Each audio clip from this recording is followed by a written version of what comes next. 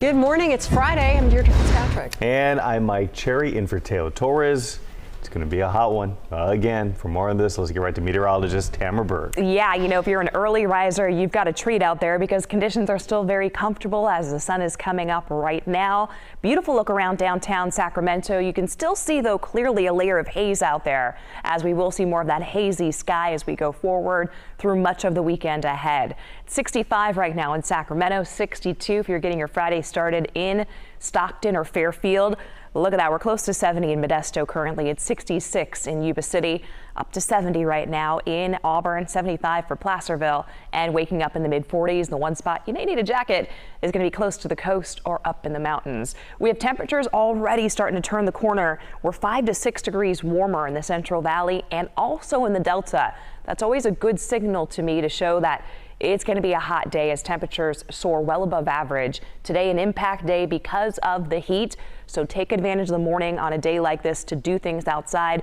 Try to do things before noon, really. If you want to walk the dog at 9 a.m., you're looking at mid-70s at that point. Still fairly mild, still fairly comfortable. But by lunchtime, we already move up to 97, daytime high 108, and even around 6 o'clock in the evening, if you're planning to go to some of the concerts in the park and things like that. Still pretty toasty out there with a temperature of 106. There is more heat expected through the weekend. I'll break down the timing on it coming up in just a bit.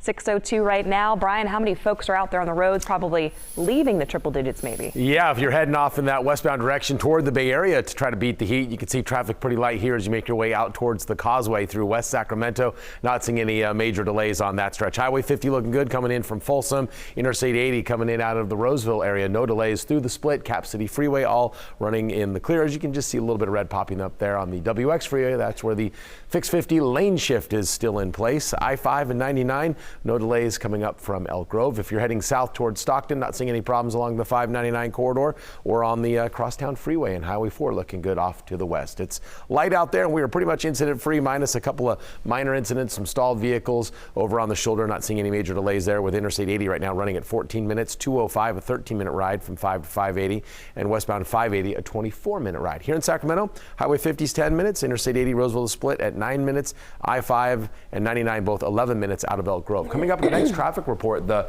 big closure on eastbound Interstate 80 in Contra Costa County that could affect your travel plans if you are attempting to beat the heat this weekend. All right, thank you. 6:03, back to coverage now. The heat wave, and as Tamara was just saying, we could hit a record today, and it will be a rough weekend for most of us to try to get through. Yeah, we do have some team coverage this morning. Mike Tassell has some advice on staying safe, but let's begin with Dirk Verdorn with a look at the record numbers that we could be hitting. Yeah, just how hot is hot this time of year, and it's interesting, our record temperatures can be well up over 110 degrees, up to 113, 14 is what we had earlier this week. That was the record temperatures, but we haven't reached that level yet. Let's take a look at, though, what the record is for today. So the average temperature this time of year is 95 degrees. So we're coming up, but this is basically the warmest part of the season as we go through the rest of July and into the early parts of August. For today, the forecast for today is 108 degrees. On the record, it's actually kind of some low-hanging fruit. 106 degrees. That's one of the lowest record high temperatures that we have for this part of the month. And it looks like we're going to be raising that with that forecast of 108 degrees. Now tomorrow, the record is 109, which is a little bit more what we typically see. Forecasting a daytime high of 106 degrees. So we are looking at below record level on Saturday. Sunday, shooting for about 100 degrees, but the record's even higher at 111, and 108's the record for Monday and a temperature of 96 degrees. So you can see the temperature trend. We're peaking today with our temperatures, but still staying pretty hot on into Saturday. We'll be up there close to record level, but then we get further away from record level as we head into next week. So that's what's going on with our temperatures. Now back over to you. All right, thanks so much, Dirk. Now, as we've been saying, with these temperatures, it's vital to be careful if you're outside. KCRA3's Mike Tassell joining us now. We're just outside Cal Expo with how to stay safe during the weekend heat.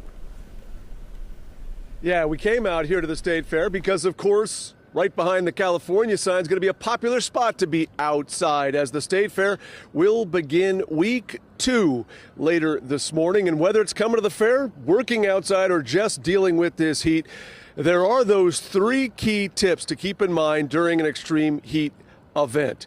HeatReadyCA.com defines an extreme heat event as 2 or more days and nights of unusually high heat. And these are those 3 key tips, especially if you're coming out here to the fair. Number 1, The biggest is to stay cool. Well, what does that mean if you're outside here at the State Fair? Well, it really means to avoid being outside in direct heat for a long period of time, which means that you can enjoy the rides and the food, but vary that with trips to the indoor exhibits or to the indoor area where the animals are. Number 2, stay hydrated. That means opt for the water or the sports drinks. Avoid those drinks with caffeine or alcohol because those can have the opposite effect on hydration. And then number 3, look out for each other, which really means check in with your family and your friends. Ask them to do the same to make sure that you're all following the first 2 tips.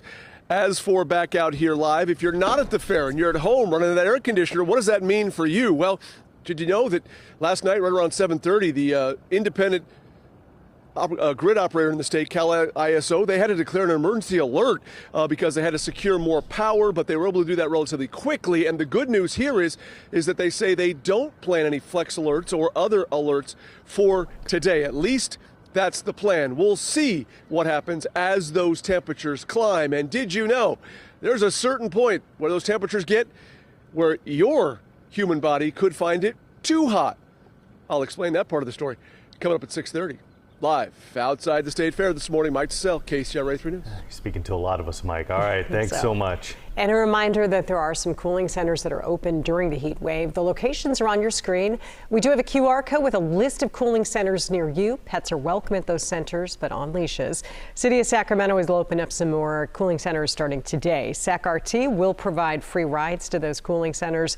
There is a flyer that you need to show bus drivers to get the fare for free. Just go to their website to find that. The Highway Patrol is investigating a crash in Sacramento that took the life of a 9-year-old boy. This crash happened on westbound Highway 50 near the 59th Street off-ramp just after 6:30 last night. At least 3 vehicles were involved in this crash. One of them, an SUV, flipped over a barrier, landing on its roof, killing the child. CHP says a 9-year-old was not wearing a seatbelt. A number of others did suffer minor injuries. Stockton police say that a man wanted in a deadly hit-and-run crash has turned himself in. Police say that the victim, a man in his 60s, was found on Pacific and Yokitz Avenues at around 10 o'clock Tuesday night. It's pretty close to San Joaquin Delta College. He did die before he could go to the hospital. Police now say that the driver voluntarily came to the Stockton police to report the incident. The district attorney is going to be deciding whether or not to file charges. A popular Sacramento restaurant will reopen this morning after having to close again yesterday because of ongoing theft problems. We're now getting a look at a security video showing suspects breaking into that popular restaurant. In this video from May, you see 2 thieves break into Bacon and Butter on Broadway. They go to the back of the business, break into an office, and then they run off with what looks to be a safe. The restaurant has had 3 break-ins over the past few months. The latest happening yesterday morning, forcing them to stay closed. Now, in this case, the thieves did not appear to take anything, but the owner says the damage done is a big financial hit. An Elk Grove woman has a warning for others, and that is watch out for jewelry thieves. A pair of thieves stole her wedding ring right off her finger. She's 83 and says she was out getting some donuts on Laguna Boulevard at around 10 o'clock on Monday when a black SUV parked behind her. So the driver pointed to her tires, indicating that she might have a flat. The woman got out of the SUV and came up to her with a red envelope and some gold chains. She says the woman distracted her with the chains, then stole a bracelet from her wrist and her wedding ring from her finger. You feel violated. You feel violated. They're taking away something very personal from you. Elk Grove police are investigating. They say thefts like this have become a lot more common in the area. And they do advise if something like this happens to you, scream. Try to get the attention of someone nearby so you can scare those thieves off. Happening today, President Biden and leaders of big tech companies will be announcing a new partnership at the White House. It's aimed at managing the risk of artificial intelligence. KCRA3's Amy Lou is in our Washington newsroom with a look at those efforts and what they're taking to do that. Well, companies like Google, Meta, Amazon, and Microsoft are pledging to balance safety while making the most of the potential of artificial intelligence. 7 leading AI companies are voluntarily committing to increase safety, security, and trust with their tech by sharing information across the industry about managing the risks and regularly reporting vulnerabilities in their systems. They're also investing in cybersecurity and implementing safeguards to make sure people know when they're viewing or using AI, such as using a watermarking system. The administration is also working on creating an international framework when using and developing AI. In Washington, I'm Amy Liu, KCRA 3 News. And Congress is debating a number of bills to regulate AI. So far, no one has stood out or gained traction in either chamber.